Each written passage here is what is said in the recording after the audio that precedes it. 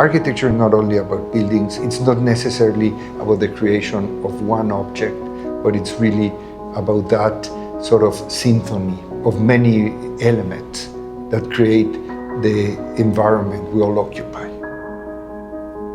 Architecture is a complex process. I always say it is not about a sudden inspiration or about coming up with a brilliant idea, It's really about studying very thoroughly many layers that inform the project and allowing slowly to emerge the best solution. 2000 Ocean is a very particular project in a very unique location. It's right on one of the very beautiful beaches in southern Florida. I was very surprised by how narrow the land is in that part of the peninsula, and also about how prominent this building would be. It's almost sort of like on top of the ocean.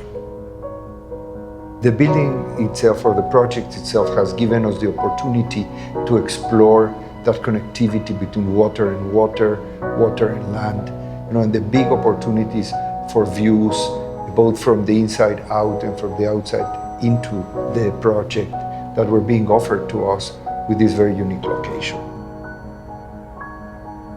In this case, nature is water, sand, vegetation, but it's also light, it's also sun, it's also sky, it's also comfort for the people. I don't think we've ever worked on a project that had all of these conditions. Where else can you have this expansive horizon line of the water and at the same moment be connected to this lush, elevated landscape and views back to the city?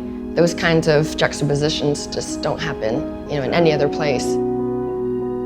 Given that the vision is about connecting you to the landscape, then the choice of materials was to reinforce that. We use what we think is the appropriate materials for every solution and for every particular condition. We think in this case, glass becomes very appropriate. Glass is one of the materials that has had enormous advances technologically. What we used to know as glass 100 years ago, it's completely different. And now glass can act differently to different conditions.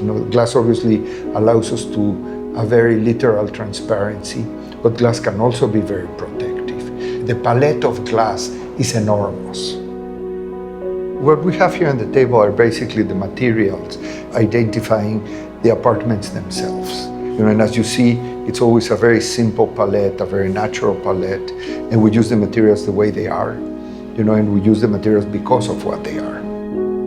Menotti and Menotti Cucine bring absolute sophistication to this beachfront living. All of the materials were chosen for their warmth, for their luminosity, for the natural, because they have such a strong knowledge about stone.